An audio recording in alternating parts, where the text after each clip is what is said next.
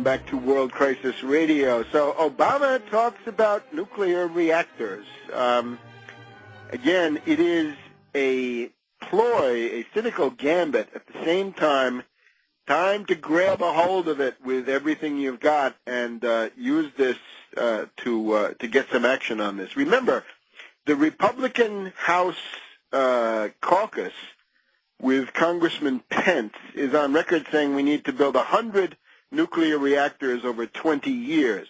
Now, the 100 part they got right. The 20 years they got wrong. That's pathetic. Not 20 years, 20 months. Can-do spirit. Huh?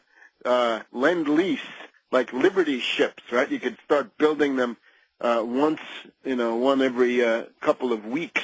By the time, actually even less. You can build a Liberty ship in less than a week by the end of it. We should point out the Wall Street Journal calls attention to some interesting things. Now, we're always interested in any way to get action going on the nuclear front, because if you don't do this, you're on your way to becoming ethnographic material. You're going to become an exhibit in somebody else's museum.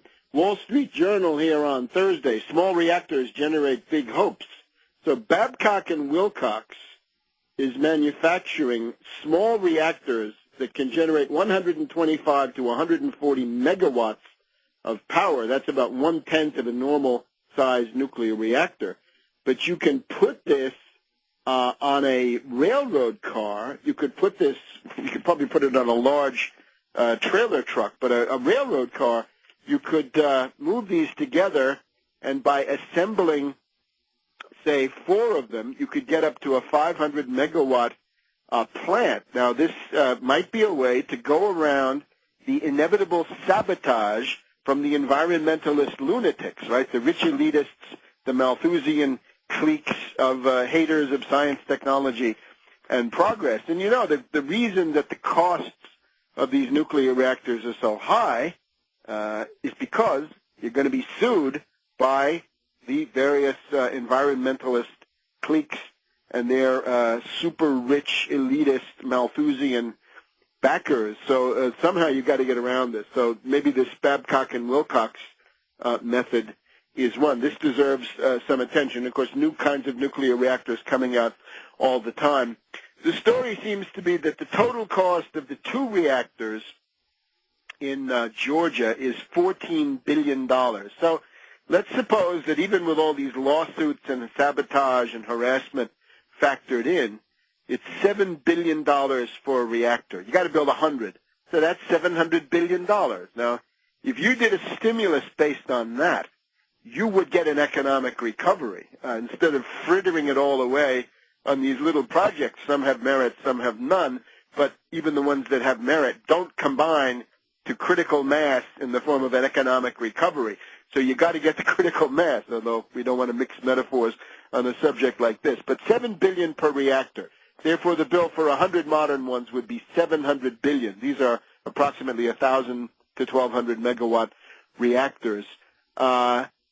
If you did that, I think the estimate is that for each reactor you get 3,000 construction jobs and 800 permanent jobs running the reactor. So, again, put the 100 in there, you'd be getting 300,000 jobs building the reactors and 80,000 permanent jobs running them. But the multiplier effect for such things is infinitely greater than it is for low-wage jobs that have no capital investment per job. Because, of course, when you're building these reactors, you've got concrete, you've got steel, you've got all kinds of equipment, you've got transportation equipment. The multiplier factor is immense, and I would hesitate to pick a figure off the top of my head, but it's got to be something like 10 to 1. So it would really be more like 3 million jobs being created in the construction and 800,000 permanent jobs that just don't go away.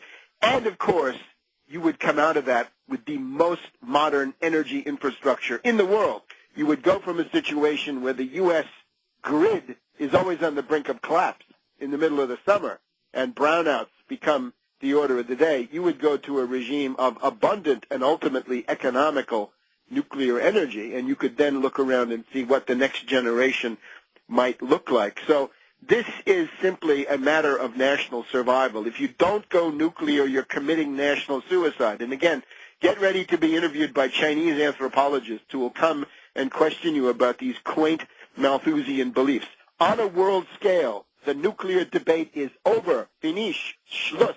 It does not exist anymore. The world has decided in favor of nuclear energy, and you can go through the catalog of all the countries. And again, Obama did. China 21, India 6, South Korea 6, U.S. 2. How about that for a medal count in the nuclear Olympics? That's pathetic. Time to go for the gold. Time to go for 100 new ones. Because if you don't, the Chinese, with their current program, will pass the United States in nuclear energy somewhere between 2020 and 2025. And if we put that together with the other scorecards, fast rail, U.S. is about 300 miles operating, if lucky. That's between Washington and New York. And in order to get to that, you've got to have the most generous definition of what fast rail is.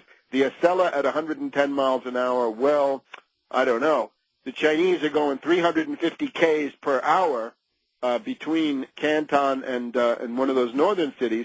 They're in the process of building the Shanghai to Beijing, and they right now have 3,300 Ks of operating fast rail, and they're headed for 18,000 miles, I think, not even Ks, for the program. So they're already ahead there. And then again, the worst thing that Obama has done recently is the deliberate destruction of the U.S. space program. The Chinese are going. India is going. Russia at least maintains a presence in space. The U.S. right now is earthbound. The U.S. is stuck in the mud under Obama. The greatest crime, the greatest betrayal of the Kennedy New Frontier comes from Obama, validating the thesis we've had here. Obama's not the new FDR. He's the anti-FDR, looking to destroy Social Security next year, if he can, joining with the Republicans in a bipartisan destruction of Social Security. He's not the new LBJ. He's the anti-LBJ, looking to cut $500 billion out of Medicare. And he's not the new JFK. It's not the new frontier. It's not Camelot. It's the anti-JFK, destroying the space program that Kennedy, building on Eisenhower, had actually launched. So this is just a terrible situation.